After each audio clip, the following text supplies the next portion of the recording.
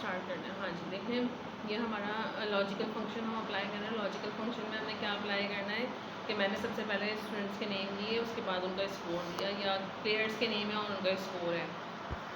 यहाँ पर पास और फेल का ऑप्शन है, तो इसका मतलब कि स्टूडेंट के नाम होंगे और उनका स्कोर है। स्कोर इन सब्जेक्ट और प्रैक्टिकल वगैरह जो भी हो वो हो सकता है।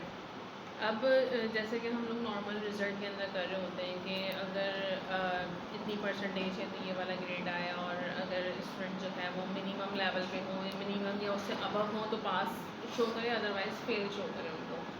तो यहाँ पर हमने मेंशन कर दिया है यूजिंग ए फंक्शन कि अगर स्कोर जो है वो अबव 60 या 60 से अबव हो तो पास हो, अदरवाइज़ फेल हो।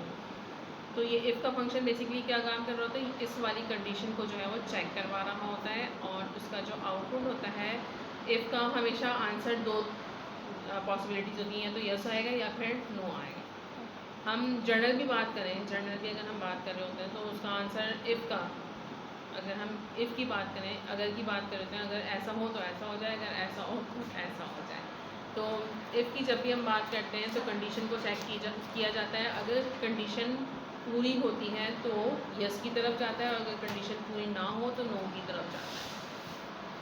सेम वही चीज़ जो है वो हम यहाँ अप्लाई करते हैं कि इफ़ का फंक्शन अप्लाई करने के बाद हम सबसे पहले अपनी कंडीशन डिफ़ाइन करते हैं। ये हमारी कंडीशन है कि कंडीशन जो है वो मैच कर रही है या नहीं कर रही। मैच कर रही है तो ये वाला लफ्ज़ लिखा हुआ है, मैच नहीं कर रही तो ये लिखा हुआ है आंसर। मतलब जब आपने अप्लाई किया होगा इफ़ का फंक्शन समहाउ इस तरह से अप्लाई किया होगा, इक्वल इफ़, यहाँ लॉजिकल टेस्ट कह रहा है, मतलब कि मैं अपनी कंडीशन को डिफ़ाइन कर रही हूँ कि चेक करें इस स्कोर को if it is greater than और इक्वल टू 60, क्योंकि मेरे पासिंग मार्क्स 60 है। अगर 60 या 60 से अबव होगा तो स्टूडेंट पास है, अदरवाइज स्टूडेंट फेल होगा।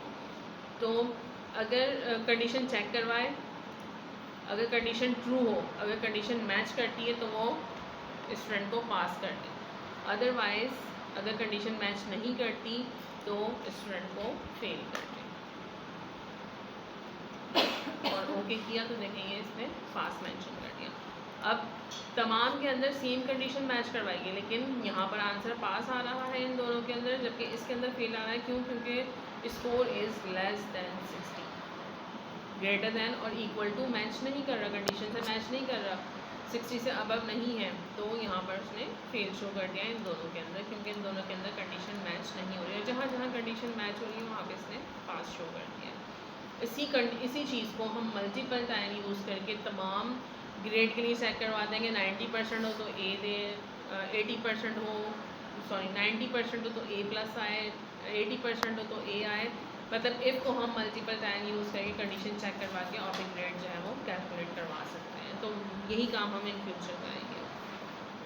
अच्छा, एंड के अंदर क्या होता है कि एंड के अंदर आपने दो कंडीशंस डिफाइन करनी होती हैं। आंसर या तो ट्रू आता है या फॉल्स आता है। जब तक दोनों कंडीशन मैच नहीं करेंगी इसका आंसर फॉल्स आएगा।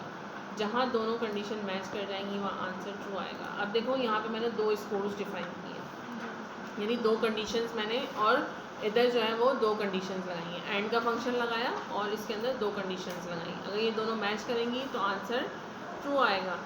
यहाँ पे फॉल्स आ रहा है आंसर। यहाँ पे हम क्या पूछ रहे हैं कि स्कोर 1 जो है वो ग्रेटर दैन इक्वल टू 60 हो, और C2 में स्कोर ग्रेटर दैन 90 हो। यहाँ पर तो ग्रेटर दैन 60 है, लेकिन यहाँ पर ग्रेटर दैन 90 नहीं है। एक कंडीशन मैच नहीं हो रही, तो आंसर फॉल्स। यहाँ पर देखिए दोनों कंडीशन मैच हो रही है, ग्रेटर दैन 60 और ग्रेटर दैन 90। ग्रेटर दैन 60 है, इक्वल टू 60, इक्वल टू 60 है और ग्रेटर दैन 90 है, तो दोनों कंडीशन मैच हो रही हैं, इसलिए आंसर ट्रू आ रहा है। जहाँ पर दोनों कंडीशन मैच होंगी सिर्फ वो आंसर ट्रू आएगा इन एंड फंक्शन।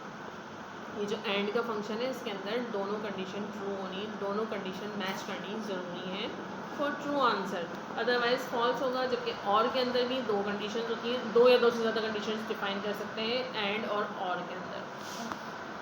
अच्छा, और के अंदर भी दो कंडीशन हैं और दोनों कंडीशन को मैच करवाया है। अगर इसके अंदर कोई भी एक कंडीशन मैच होनी चाहिए, कोई भी एक। एंड के अंदर क्या था कि दोनों कंडीशन को मैच होना ज़रूरी है, और के अंदर कोई भी एक कंडीशन मैच हो जाए तो आंसर ट्रू आ जाएगा। इसके तकरीबन तमाम आंसर ट्रू हैं सिवाय दिस वन, कि दोनों कंडीशन मैच नहीं हो रही है, तब इसने फॉल्स किया। और नॉट जो है वो बेसिकली इन्वर्टर कहलाता है, मतलब जो और का फंक्शन होगा या इफ़ का फंक्शन होगा या नॉट एंड का फंक्शन होगा उनका उलट आंसर करेगा। मतलब कि हमने नॉट का फंक्शन और का फंक्शन अप्लाई किया, जो जो आंसर आ रहे थे सब ट्रू आ रहे थे, सिर्फ एक फॉल्स आ रहा था, तो यहाँ पर उसने उलट करके दे दिया कि सब फॉल्स आ रहे हैं, सिर्फ एक ट्रू आ रहा है। इसको हम इन्वर्टर कहते हैं। इसको हमने खुद करना होगा, लिखना होगा इक्वल और ब्रैकेट नॉट लिखना है।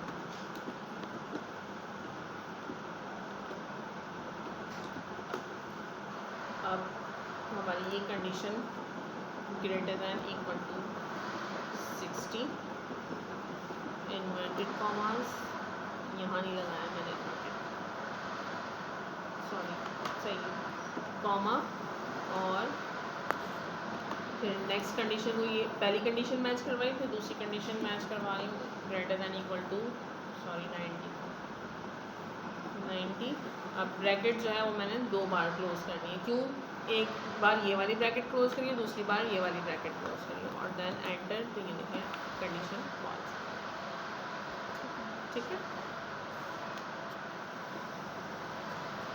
अच्छा जी, ये सारे हो गए। फिर हम आ जाते हैं अपने टेक्स्ट के फंक्शन की तरफ। इसमें बना लूँगी उसकी वीडियो, टेक्स्ट की वीडियो भी इसी में? हाँ, इसी में बन गया। अच्छा जी, अब ये हमें 2 सेंटेंसेस को मिला के काम करना है, या 2 सेल्स के कंटेंट को मिला के काम करना है। कंटेंट बेसिकली क्या होता है, जो हमने सेल के अंदर टेक्स्ट लिखा होता है, जो भी कुछ हमने टेक्स्ट के सेल के अंदर लिखा होता है, वो सेल के कंटेंट कहलाते हैं।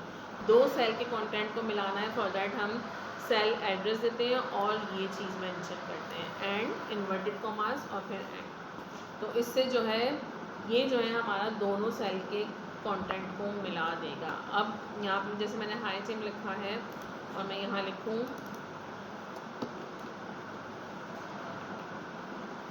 हाई जॉन, तो इसमें देखो हाई जॉन और 10 किया है। यहाँ पर मैं इसको एडिट कर रही हूँ और लिखती हूँ हाई जिम, तो ये दोनों को मिला के दे देगा यहाँ। अब इसका फ़ायदा क्या हुआ कि 2 सेंटेंसेस हैं मेरे पास और मैंने दोनों सेंटेंसेस को मिलाना है, और मैंने बहुत सारा काम किया हुआ है। ये तो सिर्फ एक ही लाइन है, अगर मैंने बहुत सारा काम किया हुआ है, यहाँ पर अलग सेंटेंसेस हैं, यहाँ अलग सेंटेंसेस हैं, और इस जगह पर जो है मुझे दोनों को कंबाइन करके लिखना है। या ये सपोज़ कर लें यहाँ मैंने नाम लिखे हुए हैं स्टूडेंट्स के, यहाँ उनके फादर नेम लिखे हुए हैं, और फिर यहाँ पर कहीं आगे चल के मुझे उन दोनों को कंबाइन करना है कि स्टूडेंट विद फादर नेम आए, तो क्या होगा कि मैंने दोनों को मिला देना है। सिर्फ एक बार मैं फंक्शन को अप्लाई करूँगी, यहाँ पे करके दिखा देती हूँ।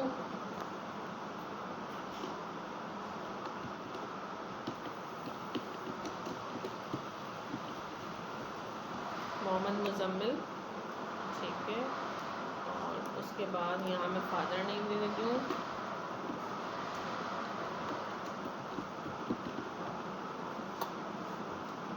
डन है। अब मुझे यहाँ पर अप्लाई करना है इसी फंक्शन को, मैंने इसको ड्रैग करके यहाँ, इसने यहाँ पर दोनों नाम मिला के दे दिए। क्या किया, इस वाले सेल का एड्रेस दिया, इस वाले सेल का एड्रेस दिया, और बीच में एंड और इन्वर्टेड कॉमास मैंने लगा दिया। तो क्या किया इसने, नेम विद फादर नेम यहाँ पर मेंशन कर दिया इस पूरे सेल के अंदर। एक सेकंड, थोड़ा सा मैं इसको मिनिमाइज कर दूँ तो ये नज़र आ जाएगा। ठीक है, एक ही सेल के अंदर इसने पूरा टेक्स्ट जो है, जो 2 सेल के अंदर था, ये इस सेल के अंदर था, ये इस सेल के अंदर था, इस सेल के अंदर दोनों टेक्स्ट मिला के इसने लिख दिया।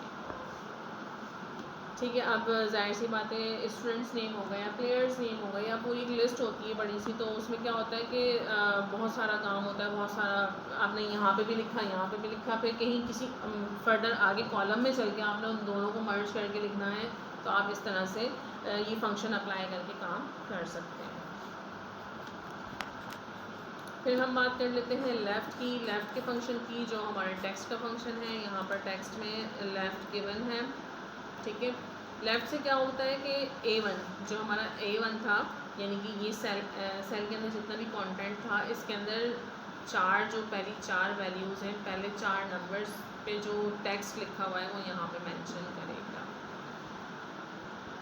उसके बाद राइट में जो है वो राइट साइड पे जो इसी सेल के अंदर राइट साइड के जो 2 लफ्ज़ हैं वो मेंशन कर दिए इसने।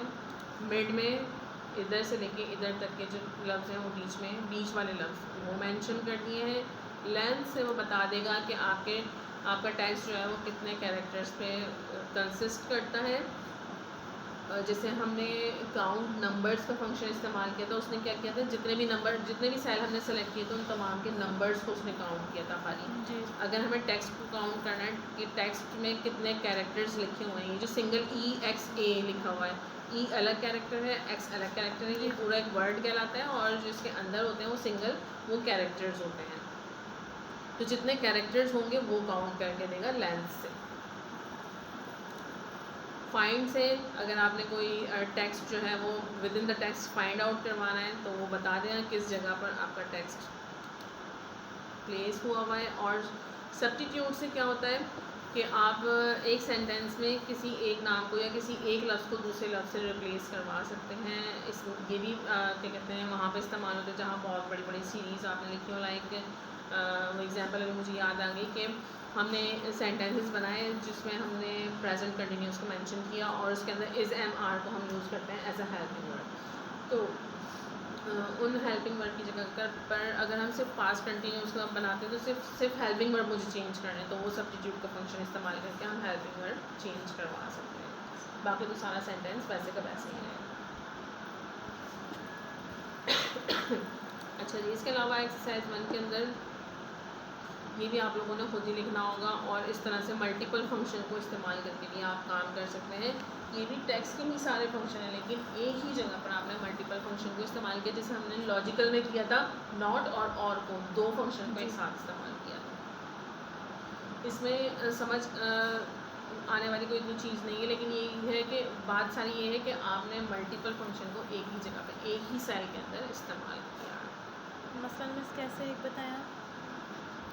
एक फंक्शन है हमारा राइट, दूसरा हमारा लेंथ है और तीसरा हमारा फाइंड है। जिस तरह से लॉजिकल फंक्शन में मैंने और लिखा था, नॉट लिखा था, फिर और लिखा था, सब कुछ खुद लिखा था, इसी तरह से यहाँ पर भी ऐसे ही करना है। ठीक है।